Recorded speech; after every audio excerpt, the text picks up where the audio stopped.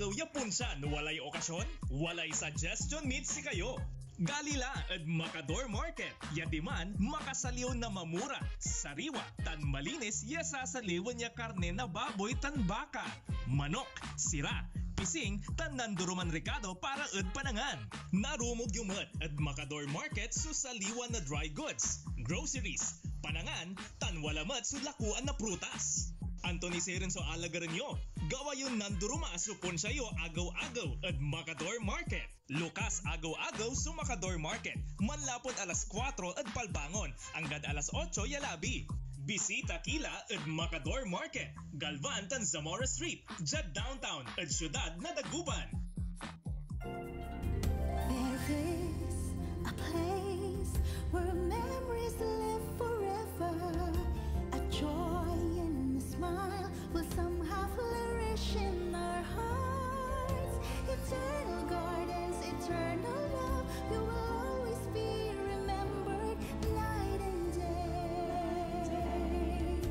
Eternal gardens, a glimpse of heaven on a patch of earth. Todo Balita, Lunes hanggang Sabado dito sa DWIZ-FM 89.3 News Radio Dagupan, Liway Manantan At Isusan Yaraw sa Todo Balita.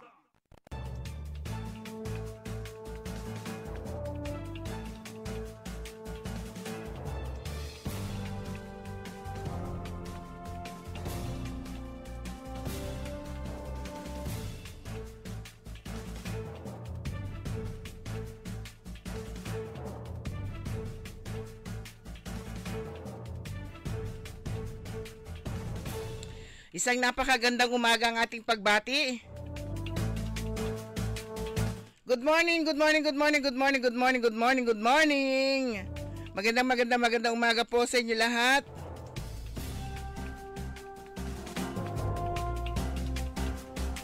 Araw na Lunes at ngayon ay May 19, 2025. At oras na po natin programang Todo Balita at Komentaryo. As usual, sa loob ng isang oras, ihatid namin sa inyo mga balita sa ating bansa at sa ibayong dagat. Ganyan pagtalakay po natin sa ating mga lokal na balita. Kami po yung matagapagbalita ko po si Susan Valdez Yadaw.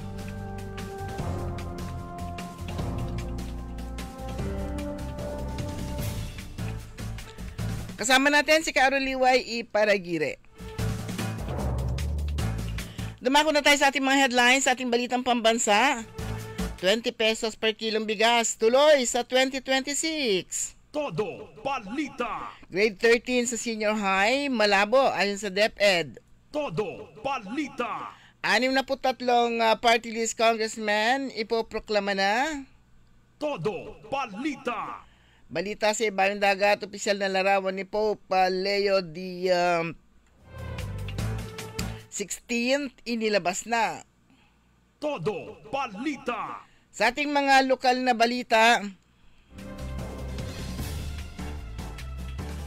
Operation Tuli tuloy-tuloy sa siyudad ng Alaminos. Todo Balita. Mga siklista sa iba't ibang panig ng Luzon sa katatapos na mayor sa katatapos lamang na Mayor's Cup Rakan MTB Cross Country Race, nagpakitang gilas. Todo Balita.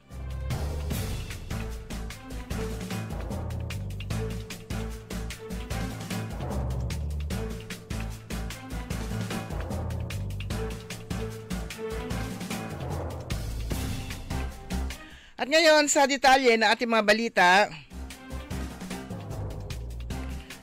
tiniyak ni Speaker Ferdinand Martin Romualdez ang suporta ng Kamara de Representantes sa mga hakbang upang matiyak na magpapatuloy ang pagbebenta ng 20 kada kilong bigas sa mga mahihirap na pamilya. Sinabi ni Romualdez ng programang ito ng Administrasyong Marcos sa isang hakbang patungo sa pagkakaroon ng food security at economic justice sa bawat pamilyang Pilipino.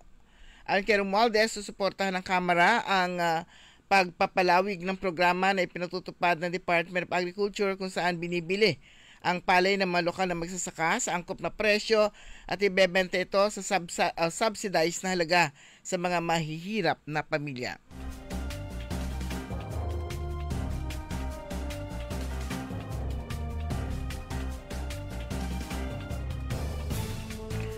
Pinabulaanan ng Department of Education ang kumakalat na sa social media post na nagsasabing magkakaroon naman ng grade 13 sa senior high school para sa school year 2025-2026. Ipinakalat umano ng Facebook page na may pangalang Educational News ang maling impormasyon. Naglalaman ng post ng announcement, additional 1 year sa senior high school, kasabay ng caption na may link na diretso ng magdadala sa isang online shopping website. Makikita rin sa mapanlinlang na larawan na may logo ito ng Commission on Higher Education, CHED at DepEd. Muling pinalalahanan ng DepEd ng publiko na mag-ingat at maging mapanuri laban sa misinformation para sa opisyal na mga anunsyo at impormasyon tungkol sa basic education. Bisitahin lang mga official DepEd Philippines social media accounts sa ADPA ng DepEd.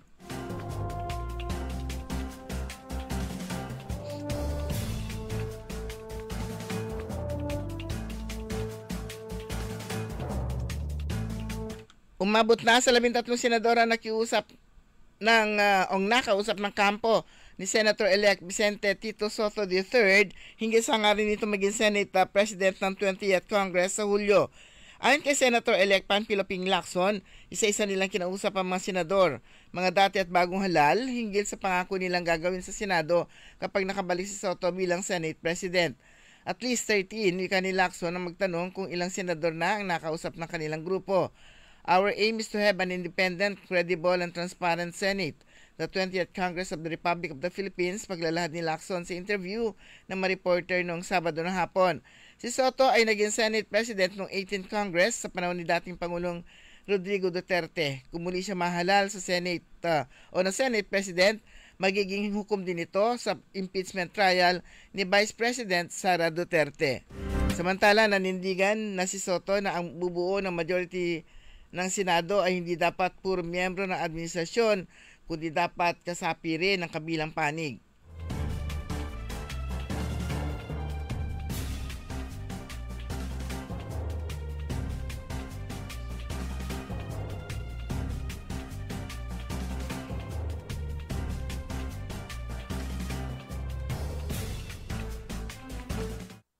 Sa ating balita sa ibayong dagat, isinapubliko na ng Vatican Media ang opisyal na larawan ni Pope Leo XVI. Sa nasabing larawan, makikita ang bagong Santo Papa na simple lang ang kasuotan at may suot na gold na kwintas na may krus na pendant. Ang 69 anyos na Pope Leo na mula sa Chicago ang kauna-unang Santo Papa mula sa Amerika na pumalit sa yumaong si Pope Francis. Samantala, nauna nang nanawagan ng bagong pontiff na iwaksi ang digmaan sa mundo at tuluyan ng magkaisa para sa hinahangad na kapayapaan. Git ng Santo Papa, ang kapayapaan ay dapat na ibinabatay sa katanungan at paggalang sa dignidad ng tao.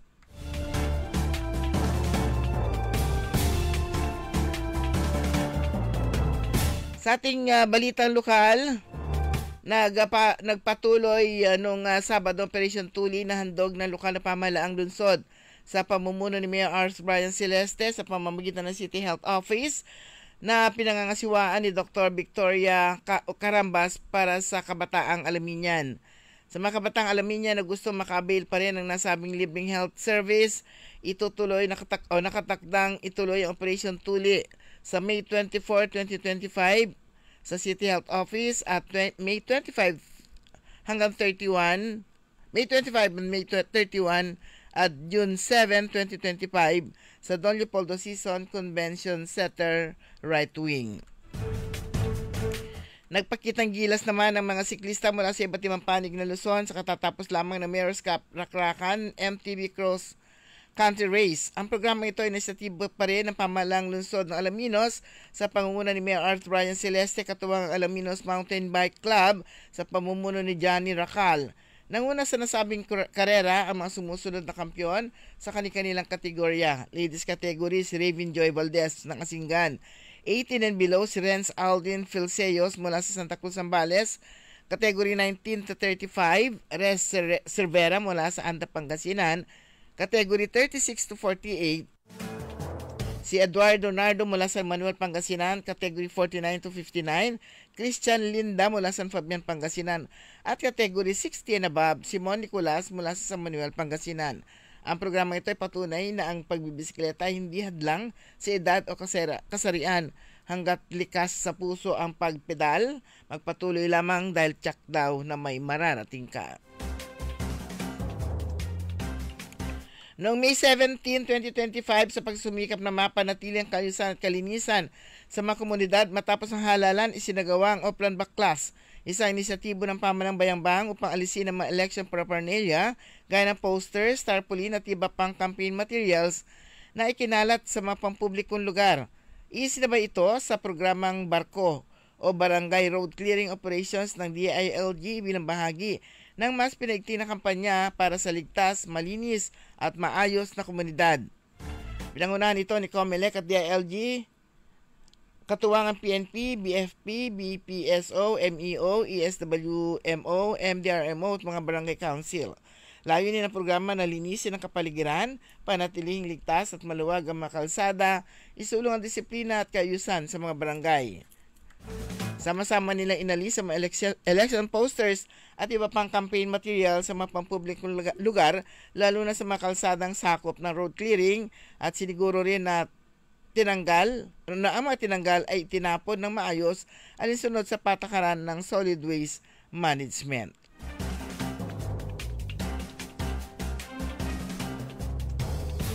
Samantala, nagtulong-tulong din ang anti-dangling wire team ng LGU Bayambang at mga telcos upang baklasin ang masalasalabat na dangling wire sa poblasyon area noong May 16 bago ito magdulot ng panganib sa mga motorista.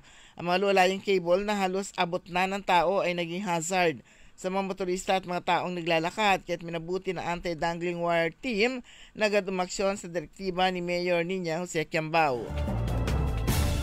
Sama-sama sa pagbaklas sa Engineering Office, BPSO, MDRMO at ESWMO kasama Sempelco, USATB, Globe, PLDT at Converge. Samantala, mas tagumpay na isinagawa ang kauna-unang operasyon para sa katarata sa 18 pasyente mula sa iba't ibang lugar ng 6th District o Eastern Part na probinsya sa Pangasinan kamakailan sa bagong tuklas na eye center ng Conrado Estrella Regional Medical and Trauma Center na matatagpuan sa Barangay Carmay East, Rosales, Pangasinan. Formal na binuksan ngayong buwan na bagong pasilidad nito sa nasabing pagamutan. Ipinagmalaki naman ni Medical Center Chief Emerson Patawaran ang bagong serbisyong maibibigay ng pasilidad at sinasabing handa ito magbigay ng libreng serbisyo para sa mga mahihirap na residente na may mga problema sa paningin. Ang mga serbisyong binibigay sa eye center ay ang mga sumusunod: comprehensive eye check-up, Ishihara test for color blindness, screening for cataract, glaucoma, diabetic retinopathy, and AIDS-related macular degeneration, optical coherence tomography, perimetry, B-scan, at biometry.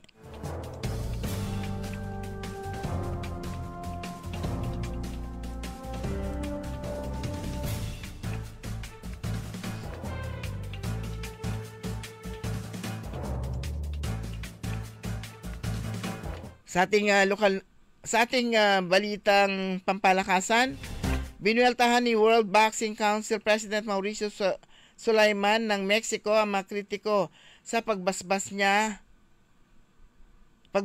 sa World Welterweight title fight ni Manny Pacquiao at reigning champion Mario Barrios ng United States sa Hulyo.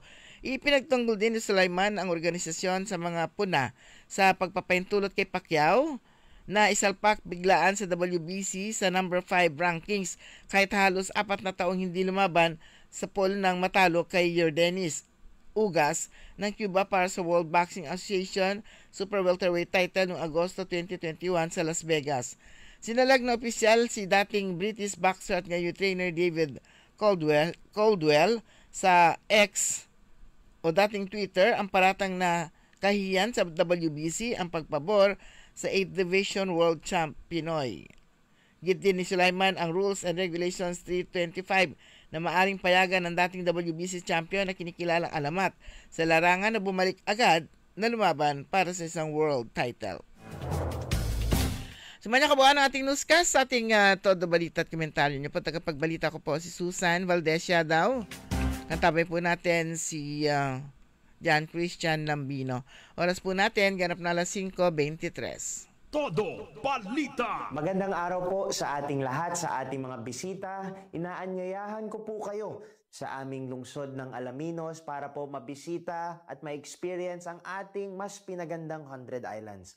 Marami na pong pagbabago sa ating mga isla at sana makita namin kayo dito sa aming lungsod para po makapag-swimming, makapag-enjoy kasama ang inyong barkada at ang inyong pamilya itong summer vacation. So tara na! Dito sa Alaminos City para sa ating 100 Islands. Ang patuloy na pagpapaganda sa 100 Islands National Park at lungsod ng Alaminos ay pinangungunahan ni Mayor Art Brian Celeste.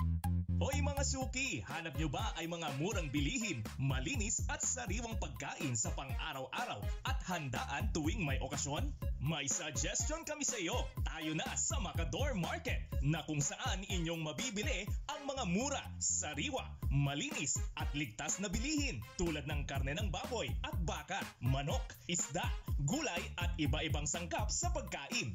Matatagpuan din sa Macador Market ang dry goods, groceries, eateries at fruit section. Kaya ano pang hinihintay nyo? Gawing bongga ang handa mo everyday with Macador Market. Macador Market is open from 4 a.m. to 8 p.m. Visit us at Macador Market, Galvan Street at Zamora Street sa downtown, Dagupan City. Narito na ang Filipino Mirror, ang unang tabloid sa negosyo. Nagtatampok ng mga eksklusibong balita at impormasyon ng pagtatagumpay sa negosyo. Ang tabloid na nagbibigay ng gabay at inspirasyon sa pag-unlad at pag-asenso. Filipino Mirror, naglalaman ng mga nagbabagang balita, napapanahong issue, may init na opinyon at komentaryo. Filipino Mirror, ang unang tabloid sa negosyo. Pinarangalan ng Gawad Tanglao bilang natatanging pahayagan sa 3 magkakasunod na taon at marami pang pagkilala. Kaya bumili na at magbasa ng Filipino Mirror ng umasenso sa pagnenegosyo. For high appraisal and quick processing, avail of a City State Savings Bank jewelry loan. It's the handy, perfect solution for your temporary medical, educational, business, and other needs. Get a jewelry loan at only 2% per month and for a term of 6 to 12 months. Just bring one valid ID and proof of income. Your precious jewelry would be insured and there are no hidden charges involved. You've saved for and invested in jewelry for such a time as this. Let City State Savings Bank lend you some of the cash it's worth for when you need it the most. Inquire now at your nearest City State Savings Bank branch or call 8470-3333 or visit us at our Facebook page.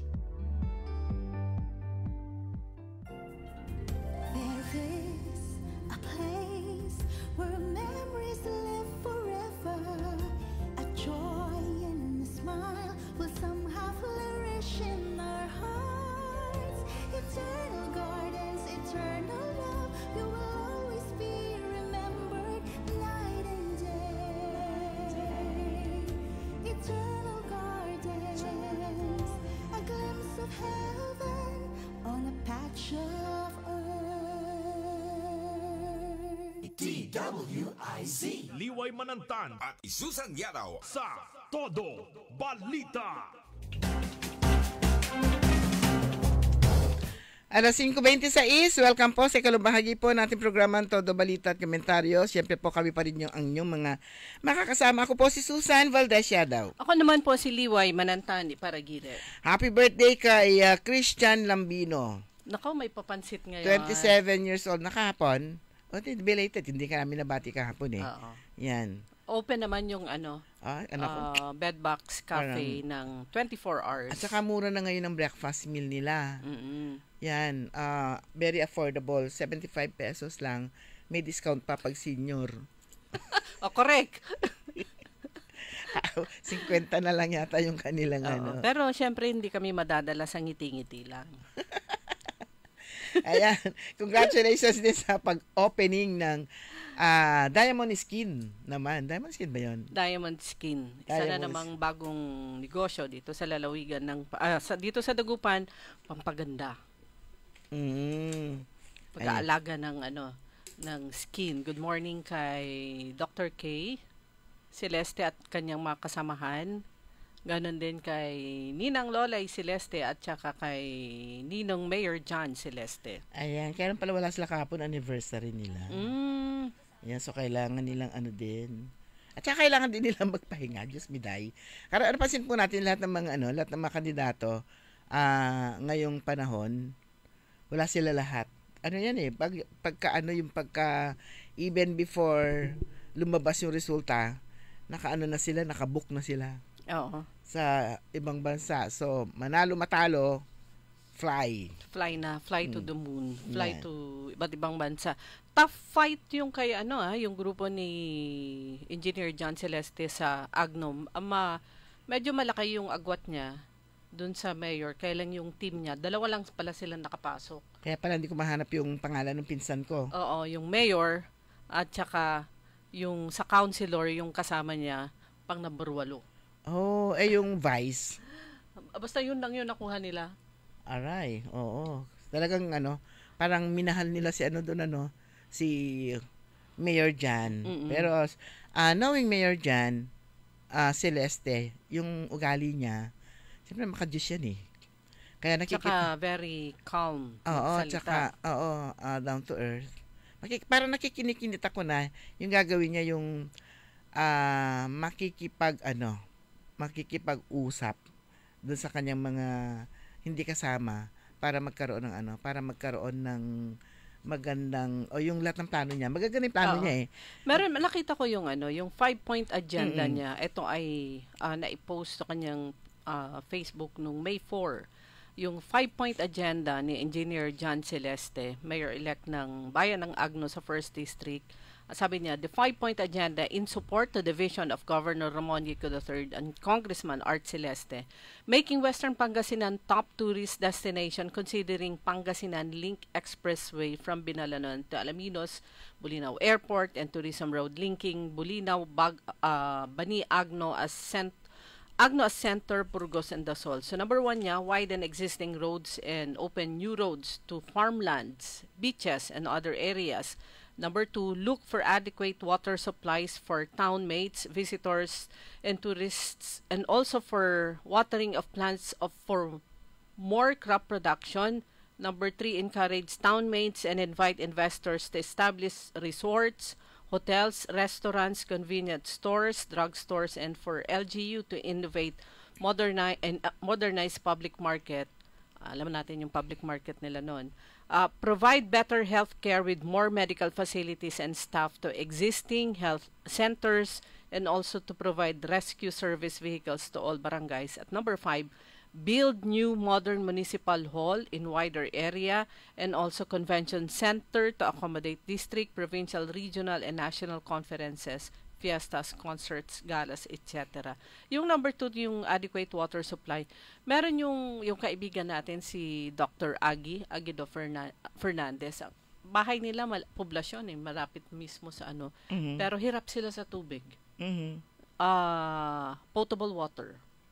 So, lapit na pero yung halos walang dumaloy na tubig sa kanilang mga gripo. So, yun isa sa mga nakita ni Engineer Jan.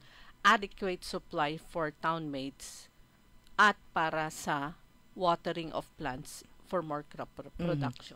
Alam mo si Mayor Jan, Mayor na tawag natin sa kanya noon. Ngayon, noon pa yan gustong-gusto niya nang yung tumulong, magbigay ng maging bahagi ng pagbibigay ng serbisyo kahit dito sa Dagupan, di ba? Gustong-gusto niyang tumulong sa problema sa pagbaha. Kaya lang, hindi siya nabibigyan ng pagkakataon na makatulong. Kasi iba-iba pa rin yung ikaw mismo in-involve ka.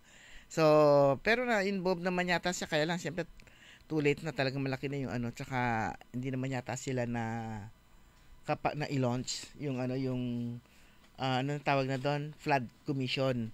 Kasi Flood Control Commission. Meron naman na kasing Anti-Flood Control Commission dito sa Dagupan, kaya lang bumuo ng bago. Parang hindi naman sila nakapag-take off. Marami siyang mga ideas na gusto niyang ibahagi. So yung mga ideas ngayon na marami siyang mga gustong gawin na ngayon magagawa niya na sa diyan sa bayan ng Agno, lalong-lalo na nga, sabi nga niya, kasama niya lahat. Governor, Vice Governor, Congressman, board members, although syempre hindi niya kasama yung sanggunian kasi lahat naman ng gagawin kailangan kasama rin niya yung sanggunian. Pero sabi natin, knowing yung ugali niya na makajos nga, sigurado niyan magiging kakampi din niya yung itong mga councilors. Yayakapin niya itong mga to. Hindi niya to hindi ito katulad ng ibang na kapag kalaban na forever. Hindi na sila usap, makikipag-away na lang ang gagawin hanggang sa matapos at manira. Sus Maria Joseph, hugot agad. Umaga hugot. Ayan. Ngayon, May 19. Ayan, nakita ko lang sa schedule ng Pangasinan Polytechnic College yung, ano bang tawag dito? Releasing ng examination slips. Ito lahat na yung mga nag-apply for makasama sa sa entrance exam. Hindi lang natin alam kung ilan lahat yung pero for ngayon 19 ito na yung meron ng second year. For freshman. First year. So, nag-umpisa yung releasing nila ng PPC, Pangasinan Polytechnic College, ng examination slips nung May 13 by alphabetical. So, tapos na yung letter A hanggang letter T. So, ngayon naman, May 19 hanggang 21, so, Lunes hanggang Miyerkules, applicants with surnames beginning with the letters U to Z and those who weren't able to obtain their exam slip during their schedule. So, ito yung schedule nila para kunin. May 19 to 21, magdala lang. Siyempre, mga applicants alam na nila kung ano na yung mga dadalhin nila. Valid ID, yung photocopy ng grade 12 report o transcript of records, passport size picture with name tag. Ito na yung requirements actually nung submission nila ng application form nila. So, May 19 to 21, letter U to Z at yung mga hindi nakakuha ng application, ng examination slips nila, yan na yung schedule. Yan, para yun sa freshmen, yun yung yung karagdagan dun sa existing na it's 700. Additional na naman to. So far for this year, 700. Pero tignan natin later on, pag lumabas na yung result ng exams, baka magbago isip ulit ni Gov, dagdagan niya. So, kung 700 niya plus 1,400 na. 1,400 na. Yan. At syempre yan, tuloy-tuloy na yan every year hanggang sa maging full blast na itong Pangasinan Polytechnic College. Sa loob lamang ng, parang third year pa lang, kasi third year pa lang ni Governor Ep. Good morning, Madam Rose. Asabay ka na bangon. Good morning, Madam Rose. Baka daw kulang tayo sa tulog, kaya may hugot kayo asaksakbay. Okay, Lunes po ngayon, regular session. Meron. Lawari. Hindi ako sigurado kung meron Kasi parang pagkatapos ng eleksyon, bakasyon. Although siguro dapat meron kasi 'di ba yung mga kung may mag-graduate, 'di ba yung mga graduating counselors, graduating board members, kung meron. Pero parang wala namang mag-graduate Meron ba? Kasi board member Binse. Board member Binse, board member Perez. Oo, sila board lang. member Perez ng 6th district board member Perez ng Perez Tababa. Ayan, 5th district. Yan, tatlo yung mag-graduate ngayon. Kaya tatlo lang yung bagong tatlo din lang yung bagong board members. Sila pa rin. Yan ang magkakasama-sama. Although yung dalawa sa 6, hindi pa sila kasama ni Governor Gico. Kasi iba yung mga kandidato niya, di ba? At saka sa 5th, ganun di ba? Sa 5th. Sa 5th, sa kabila si board member elect Rose Apagan. Ayan. Tulad din na sinabi natin, si Governor Gico, ang style din nito, alalapitan din niya yung kanyang mga board members para makasama. Ayan, for the good of the province, for the good of Pangasinenses palagi yung nasa isip. Ang pa itilak to, ipila namin, ang gano'n sa sakilatan bilang sa Yaku Puntura namin. Ayan, so ito nga po, another fresh term as Provincial Chief Executive si Governor Monmongico III, matapos po niyang talunin, si dating Governor Amado Espino III, dito po sa nakalipas na May 12 midterm polls, kung saan ang boto niya ay umabot ng 881,307 versus 784,470 votes, at lumamang po siya ng 96,837 margin. Malit lang, no? Malit lang pero marami to. Oo. Kung, Parang hindi tutusin. naman nagkakalayo yata dun sa 100 plus dati. yung nakaraan. 100 plus siya dati. Ngayon, 96,837. Kasi dati, nanalo siya sa lahat ng hindi. Ito, malaki ang lamang niya sa sa District 1 and 5. Yan, doon siya kumuha ng malaking margin, District 1 and 5, with percentage difference na 39.77% at saka 37.63. So 39.77% ang lamang niya sa 1st district at 37.63 naman sa 5th district. Tapos sa 3rd district, ay doon sa tatlong remaining districts, then yung anong district na yun na lumamang din siya, District 6, 18.44%. Nanalo pa rin siya doon. Sa 6th District, 18.44%. At sa District 2 and District 2 naman, sa District 4, 12.74%. Sa District 2, yun yung 18.44%. At sa District 6, 26.25%. Yan. So, malaki rin naman yung maliliit na percentage lang to, pero malaking boto ang equivalent nito. Napakagandang naman, pagtatapos ng term o pangatlong termino ni Vice Governor Mark D. Guzman Lambino dahil layos ay yung kanyang boto. Tsunami. Oo.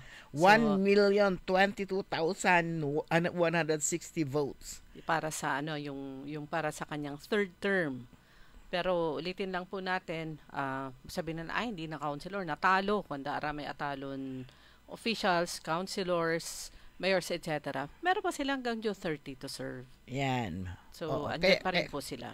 Kaya lang, ang masakit dito, si Bimaloy nag-resign. Hindi na nila tinapos. Ayan, hindi na raw nila kaya, hindi na nila masikmura yung ipagpatuloy pa kasi nga daw, pero maganda sana yun, si Mayor Pete, since patapos naman na yung term ni at natalo na rin. Siguro, sa mga kasi sa mga nananalo, mas dapat sila yung lumalapit No, baka na-shock din siya na biglang nag-resign siya. Siguro rin. Kasi di ba kailan, after election, after proclamation ba, yung niya? After the result ng mga tapos na-shock lahat. Bigla na lang siyang nag-resign sila ng kanyang anak. Masakit yung loob niya doon sa pagkatalo niya kasi alam nga niya, mahal siya ng Bimalay sa dami na rin ang kanya nagawa. Pero hindi na ang pinag-usapan po ngayon sa eleksyon. Wala na ngayon yung performance na yan. Pero dapat ka pa rin mag-perform kasi kapag hindi ka nag-perform, talagang yun din yung pambanat din sa'yo sa pagdating ng campaign period na wala kang nagawa. Kaya yung mga yung mga kapitan, you have hindi pa definite yung postponement ng eleksyon. So, pakabait kayo hanggang December. Kasi ang schedule ay hanggang December. Pero kung December 1 ba election doon? Kung ma-postpone yan, aswerte nyo. Pero kung hindi, yung mga SK at saka mga barangay officials, pakabait kayo. You have June, July, August, September, October, November. Ay sana naman matuloy na para naman yung mga kababayan natin nagigil ng tanggalin yung kanilang mga kanilang mga barangay officials, lalo na yung mga walang ginagawa. Meron. Ano gagawin nila? Wala nga Meron, pumili ng kung sino lang ang makatanggap ng mga ayuda. Ayun, naging naging mga coordinator. Nakakatuwa itong na to pagkatapos ng eleksyon, yung mga lumalabas sa Facebook, merong mga yung mga buhaya. Sabi niya, ayan na, nagsishopping na yung mga coordinator at saka mga leaders. Parang daming ganyan na nangyari ngayong na to. Parang malawakan. Meron pa yung mga sa Facebook, yung post na, pero alam mo namang drama yon, sabi niya, Manang, ate, meron po kaming sulat, magsusulisit po sana kami para sa project dito sa barangay, basketball, etc. Kasi number one ako sa listahan nyo. Pagdating sa ayuda, wala ako sa listahan. Porque ba meron akong sari-sari store, hindi nyo na, parang gano'n yung mga lumalabas na ganyan. Which is totoo naman. Bakit nga ba kapag yung ayuda, makakalimutan kanila. Pero pag magsusulisit sila, sa ilalapit. Alam po din yung ayuda niyan, kahit na yung mga mayayaman, talaga, oo, na alalaki ng bahay, meron sila lahat. Pag binigyan mo, tuwang-tuwa. At saka tama rin naman yung mga sinasabi tsaka pinopost. Kami yung nagbabayad ng tax. Bakit pag mga ayudang ganyan, pare-pareho na lang yung binibigyan? Kung hindi yung sinanay, o para hindi halata pangalan ng asawa o kaya pangalan ng anak. Samantalang yung mga nagbabayad ng tax, wala sila sa listahan. Si Madam Rose kayan, damutan na ayuda. Malikatan, ibandutod buong barangay. Samantalang hindi naman niya kailangan, di ba? Pero palikatan mo labat, ibig sabihin nun, yung bilong, naalala ka nila. Pero ano yun, sinishare din niya. Oo, pamimigay din naman niya. Sa mga taga 4th District, meron pong announcement dito mula kay Congressman Christopher De Venecia. May libreng tuli para sa mga binatilyo mula May 21 sa Wednesday hanggang 27 next week, Tuesday next week. Sa pang-apat na distrito ng Pangasinan mula sa serbisyong 3-in-1 ni na Speaker JDV, Congresswoman-elect Manay Gina De Venecia at Congressman Christopher De Venecia. Ang sa May 21, andyan po sila sa San Jacinto, May 22 San Fabian, May 23 Dagupan, May 24 sa Dagupan din, May 26 Manawag at saka May 27 Mangaldan. So libreng tuli. Malapit na talaga yung pasukan. Ito yung pag-summer di ba? May mga libreng tuli, libreng gupit. Ayan, para sa mga batang papasok na sa etong pasukan. Pero pinakamarami talaga libreng tuli. Sa Alaminos naman, binalitaan natin, nagsimula na, meron second batch na. Pero yung susunod na batches pa, May 24, 2025 sa City Health Office, sa second floor building, May 25 at May 31. So, ibig sabihin, Sunday yung isa, Sabado, at saka June 7, ang schedule naman si Don Leopoldo Season Convention Center, right wing. Buti na ngayon, marami tong tuli-tuli na to. At least hindi na gagastos yung mga nanay sa pagpapatuli. Mahal din ito Mahal din yan, 1,000 plus din yan. At saka na ngayon, maayos na yung pagtutuli ngayon. Dati, barang, susarunde, pak na. Ina-imagine ko pagtutundan ng tanay. Di pukpok. Okay. Itong nga pala, Big Guanzon Festival 2025 mag-start siya May 22 to 25. Yan, yung kasi yan sa celebration daw. Waltz Convention Center, matatagpuan yan sa grounds ng Monarch Hotel, Talasyaw, Pangasinan. Tapos meron na palang meron ng another building doon sa likod. Ang itong Guanzon. So, yun? Kadugtong ng hotel o ibang facility? Ibang building siya, pero within the compound. Di ba isa naman may-ari? Oo, aluwang nun Tsaka yung merong, di ba sinara yun dati, tapos pag yung nagpa-park, so mukhang open na siya, itong part na yun ng yung center na yan. Pero mga kaibigan, oras po natin, ganap na alas 5:47, babalik tayo pagkatapos po lamang ng ilang paalala. DWIZ Mga Kaguanzon, ready na ba kayo sa much bigger and even better Guanzon Festival 2025? Mark your calendars this May 22 to 25 dahil magaganap ang ating kasiyahan at celebration sa The Waltz Convention Center located within the prestigious grounds of the Monarch Hotel, Talasyaw, Pangasinan. Ito ay isang ingrandeng pasasalamat para sa ating mga loyal customers ni Guanzon bilang pagdiriwang ng ating 80th anniversary mula mula pa noong 1945. Discover the latest big bikes and commuter bike motorcycle models from our Big Four, Honda, Yamaha, Kawasaki at Suzuki na may pa-test ride pa. Plus, powerful mobile gadgets na may big discounts. Hindi lang yan, dahil magaganap din ang mga pangmalakasang segments, kagaya ng Best Motorcycle Booth Display, Miss Guanzon Bulilit 2025, Miss Guanzon Festival 2025 Biker Babe, at marami pang iba. Dadalo rin ang mga kilalang media, vloggers, artists at celebrities na magbibigay ng dagdag kasiyahan sa ating lahat. Huwag ding palalampasin ang mas pinalaki at pinaraming raffle prizes, giveaways, and daily grand prizes tulad ng motorcycle units, cash prizes, gadgets, at marami pang iba na sa Guanzon Festival lamang matutunghayan. For more details, i-like at i-follow lamang ang aming Facebook at social media pages at Guanzon Group of Companies. We believe in giving thanks to the people. Basta motorsiklo, mobile gadgets, appliances, kay Guanzon tayo. Tara G, at magkita-kita tayo sa selebrasyon ng Guanzon Festival 2025. Ladies and gentlemen, the new face of your favorite resto bar in Dagupan City. The original party place in town. The Music Warehouse Club, Dagupan City. No need to go to Manila's top bars like Silo and BSK Club. Dagupan has it all. Fully air-conditioned with free entrance, free parking, and restrooms for all. Doors open at 7 p.m. Do well, live well, and dress really well. Find us at Paris Street, Barangay Pogo, Chico. Contact us at 075-522-2617. Reserve your tables now. Hoy mga suki, hanap nyo ba ay mga murang bilihin, malinis at sariwang pagkain sa pang-araw-araw at handaan tuwing may okasyon? May suggestion kami sa iyo.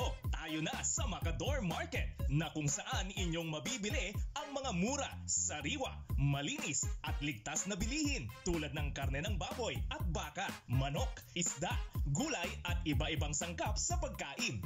Matatagpuan din sa Macador Market ang dry goods, groceries, eateries at fruit section. Kaya ano pang hinihintay nyo? Gawing bongga ang handa mo everyday with Macador Market. Macador Market is open from 4 a.m. to 8 p.m. Visit us at Macador Market, Galvan Street at Zamora Street sa downtown Dagupan City. There is a place where memories live forever. A joy and a smile will somehow flourish in our hearts. Eternal gardens, eternal love, you will always be remembered night and day. Eternal gardens, a glimpse of heaven on a patch of earth. DWIZ Liway Manantan at Isusan Yadaw sa Todo Balita. 9 minutes bago sumapit ang alas 6 ng umaga, tuloy pa rin po ating programang Todo Balita at Komentaryo. Mga ganap pa rin mga kaibigan, ngayon May 19, ang opening naman ng National Schools Press Conference at National Festival of Talents doon naman sa Ilocos Sur. So syempre meron yung mga participants mula din dito sa Pangasinan sa 4 na schools divisions dito sa representing Region 1 na pala sila. So meron mga participants mula dito sa lalawigan ng Pangasinan. Samantala yung palarong pambansa naman sa May 24 to 31 doon naman sa Ilocos Norte. Meron din tayong mga atleta na kasama po diyan opportunity na makapaglaro sila sa palarong pambansa. Ayan. So good morning din kay nakita ko kahapon doon sa inauguration ng Diamond Skin ni na Dr. K. Celeste, si Dr. Jaja. Yung isang nanalo sa Dagupan na counselor. So binati ko siya kasi katabi ng table natin, parang namumukhaan ko kangko. Binati ko siya, pakilala ko. Opo, kasama ng anak ko, yung anak niyo sa swimming.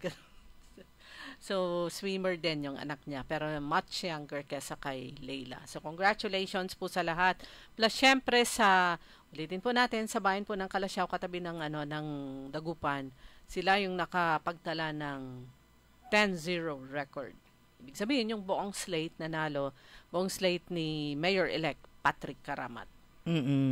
Ayan ang kahit na hindi natatakbo, kahit na walang kalaban, namigay pa rin. At nangampanya pa rin. Oo. Yung iba nun, wala nang kalaban, hindi na nangampanya, hindi na lumabas, muntik na tuloy matalo.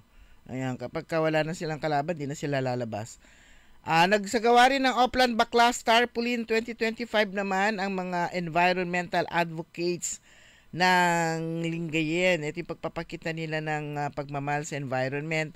Mga young environmental advocates for Lingayen proudly continues its mission through Oplan Baklas 2025. Swerte naman nila kasi yung dapat ang nagbabaklas niyan yung mga kandidato. And transform them daw itong mga campaign tarpaulins into something meaningful. O nga yung iba pwede nang gawing bag, eco bags, trapal, plant pots, ayan. At iba pang mga yung proof na even waste can become a resource. Doon sa sa bayan ng Basista, yung kanilang Solid Waste Management Office na pinangungunahan ni Ma'am Jelly, taon-taon yan. Gumagawa sila ng ganyan, plus every election, may mga samples na sila na naunang natahi. Ang ganda ng design. Kasi syempre, Basista, bahagi po yan ng 6 districts. Syempre, andyan yung Ayuda Mark. Ang ganda yung location ng Ayuda Mark. Tapos yung puso. Tapos yung mga pouch nila, ganun din. Ang ganda nung pagkakakat design nung kanilang mga bags. So, ilo-launch din daw nila yung kanilang second wave of tarpaulin collection. Panawagan sa lahat ng politicians and candidates na gustong tumulong, i-draft off ninyo ang inyong mga tarpaulins o used tarpaulins sa Kibaol, MRF, Lingayen, Pangasinan. So, let's keep the momentum going clean with purpose, recycle with heart, and lead the change. Tayo ang simula ng pagbabago. From the clutter to contribution, let's build a greener Lingayen. Galing itong mga batang ito naman. Ang galing ng itong election na to, yung mga inimplement ng COMELEC, yung mga naobserbahan natin, una na dyan, yung wala nang sa araw ng eleksyon, tagabigay ng mga pampleta ng mga kandidato. So malinis yung kalsada, walang kalat na mga maliliit na papel, and even sa loob ng mga classrooms. Pangalawa, yung directive nila na 5 days or binigyan sila 5 days after nung election, yung directive sa mga kandidato na nalo o natalo na mag-Oplan Baklas. So marami kaagad yung nawala sa mga eyesores sa lansangan. Although yung nawalan yan, bawas kita yan sa mga sa mga printing shop. Sa mga printing press na kinakain na rin yung kanilang kinakain na rin ng technology yung kanilang negosyo. Yan, kinumpetensya na ng technology lahat yung kanilang negosyo. Kasi mura na lang yung tarpaulin, Oo. Magkano yung sukat per? Meron tayo nabasa 3 piso na lang Square inch. Samantalang 25. Per per kung ano man. Kaya tuloy, meron nila. Yung mga kandidato. Per square foot pala. Ay, hindi lang kandidato, mga politicians na nag-invest na sila sa makina. Bumili na sila makina. Pero noon din, yung mga unang-unang mga nakabili niyan, milyones ang presyo ng tarp machine. Kaya nga mahal din naman yung presyo nila noon. Hanggang sa nagmura, ayan. At pamurahan na. Kaya halos hindi na rin kumita yung mga yung mga nag-invest din ng itong para sa tarpaulin. So yun, dahil nga kasi meron nga itong social media. Na halos dyan na rin lahat. Pati campaign, dyan na rin sila nagka-campaign. Pati banat, paninira, lahat. Pati mga black propaganda. Evolution, no? Evolution ng ng election. Correct. At saka yung iba, dati sa radyo magpapasalamat sila, ngayon hindi na sa na rin. Sa social media.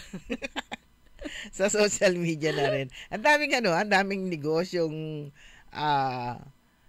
nasira diyan sa social media. Kahit nga yung 'di ba, pagbebenta, yung online selling. Pero kuminsan ang malaki rin yung tulong para sa mga buyers kasi yung hindi ka na pupunta sa kung saan-saan. Plus, yung gustong-gusto mong bilhin, bigla mong makikita online. Although nag-generate naman siya ng trabaho, yung mga riders naman. Mga riders naman. Tawag dito. Riders matawag sa kanila, yung mga nagdi-deliver. Yan, good morning kay Cecilia Morante. Pinababati niya si Yayo, Yoko Batutay, si Roberto Nimer, Oscar Dolermente, Gaheto Emasa Landingin Benjamin, kahaba naman. At saka si Ben Gabo Villano, Shirley Kayabyab.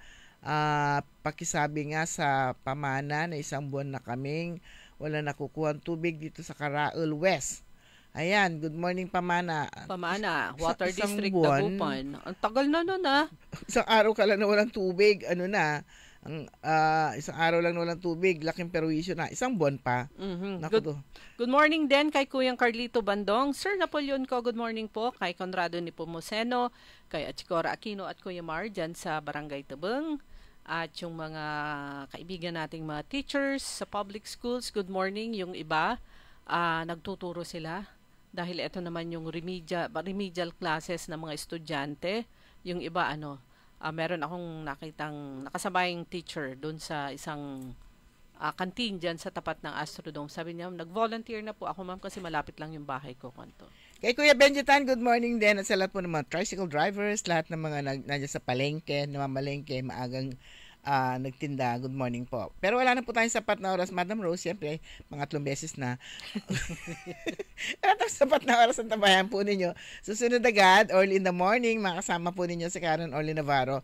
Programang Todo Balita, komentaryo kami po niya nakasama sa technical side.